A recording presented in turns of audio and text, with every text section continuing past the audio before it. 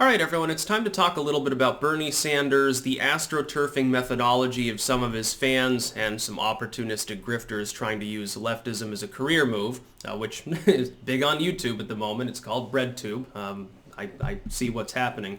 And talk about how actually the paradigm shift of Bernie dumb, it's really centered around him in part as a charismatic figure, which I find funny if people find, a near octogenarian who's peddling the same thing since the 70s particularly charismatic, but he's got a certain personality. There are certain groups of people that are inexperienced and actually think that he means what he says because they don't understand politics as much. They flock to him.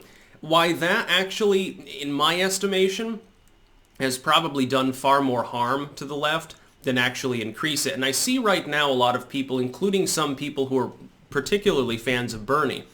What seems to have happened is that the broader idea of socialism began reaching out to people who predominantly liked just the fact that Bernie Sanders seemed like a different politician.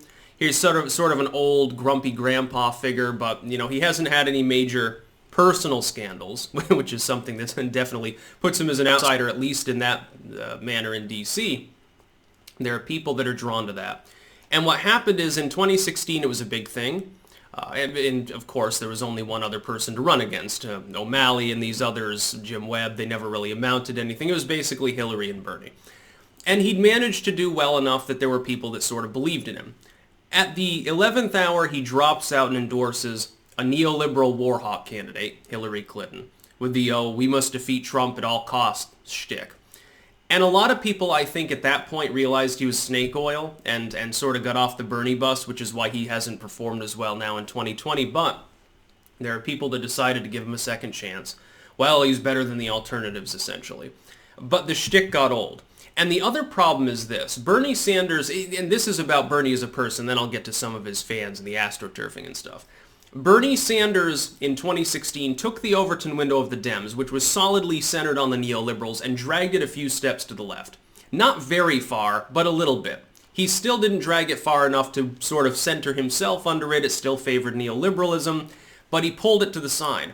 This allowed a whole new crop of candidates on the new fringe of the left to get in. The AOCs, the Tlaibs, and so forth. People who are extremists. People who are, in some cases, more fanatic than Bernie Sanders is. They also tend to be opportunistic grifters, very dishonest, corrupt individuals, AOC, Tlaib, Ilhan Omar especially, I would say, some of these others, Presley there.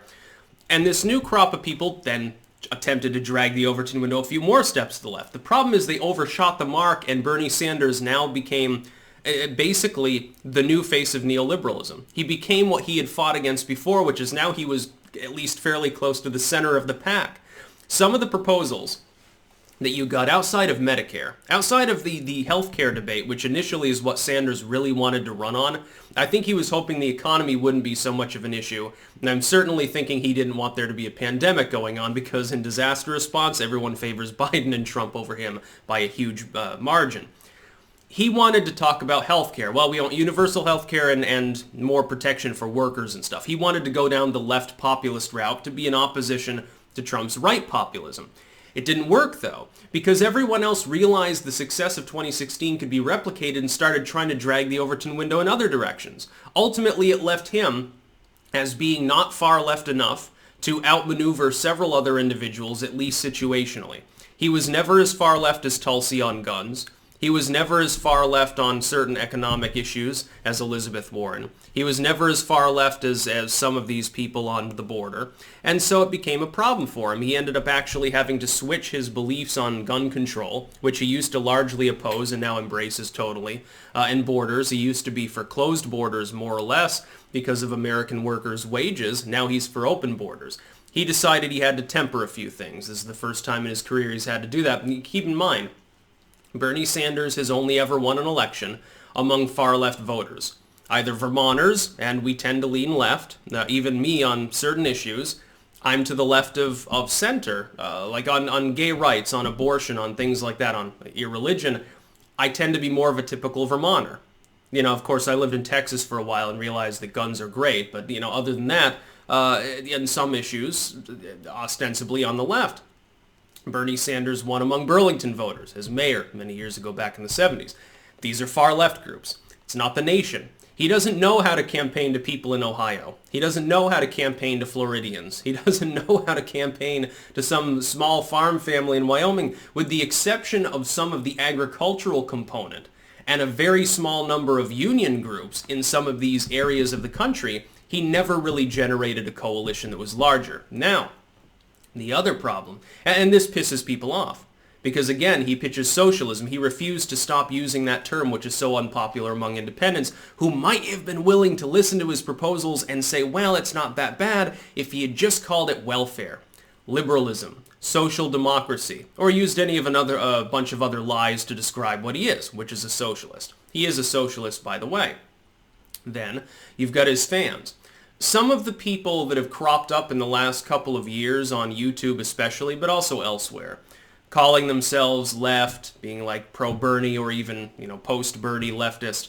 Some of these people are being astroturfed. That is, what appears to have happened is, you know how Cenk and similar leftists tried to take over Congress, at least on some level, by fielding these progressive so-called candidates, these young upstarts against Democrats that weren't popular but never got primaried because nobody wanted to run against them, and then bankrolling them with corporate Soros money, basically.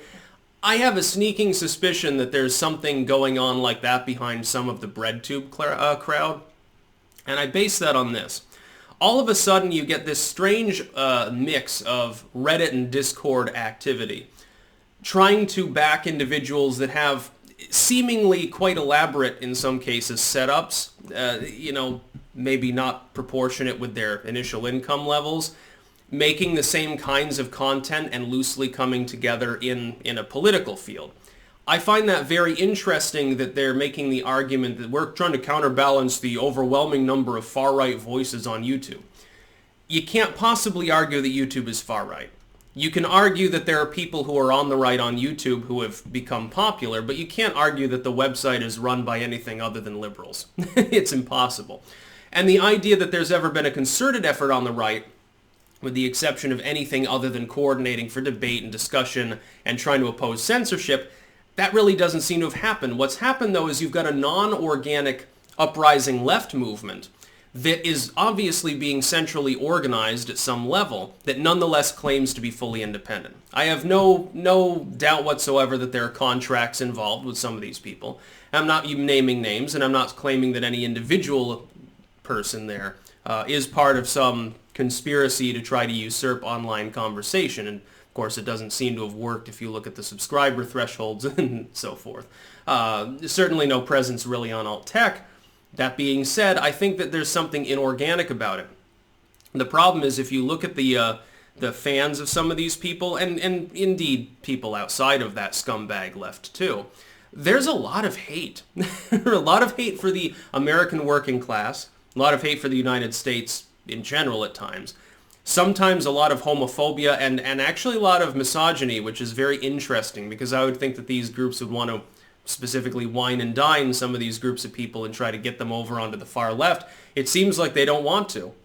Like some of these people are homophobic, like on a trans debate, they'll be like, well, these bigoted gay men or something, and it's hilarious actually to watch this. Go to the comment sections on some of the far left material on YouTube sometimes.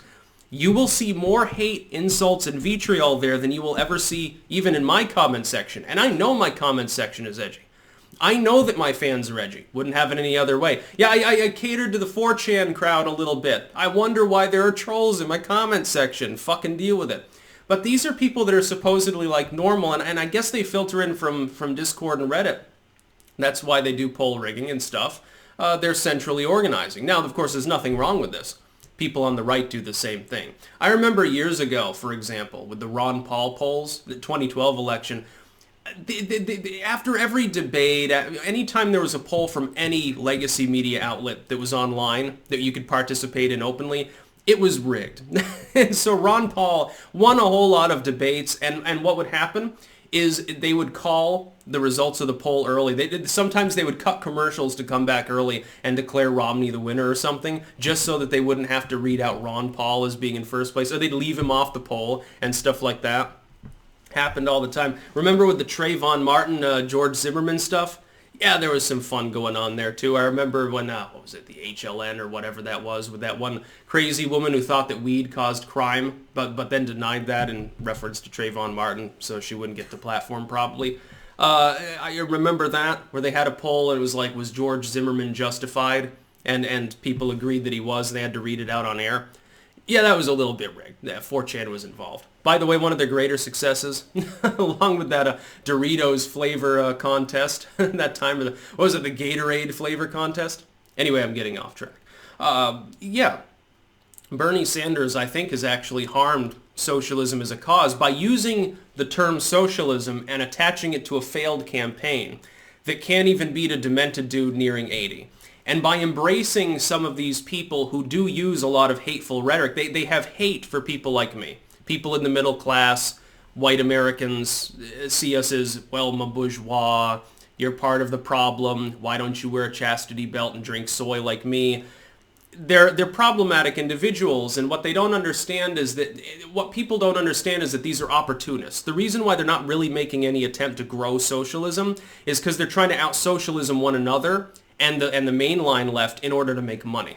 They're doing it as a career strategy, just as Bernie Sanders does things for money. I don't even think that I don't think that there's any part of Bernie Sanders that believes he can win. I think he's staying in the race because he's still getting donations and it still allows him to get attention.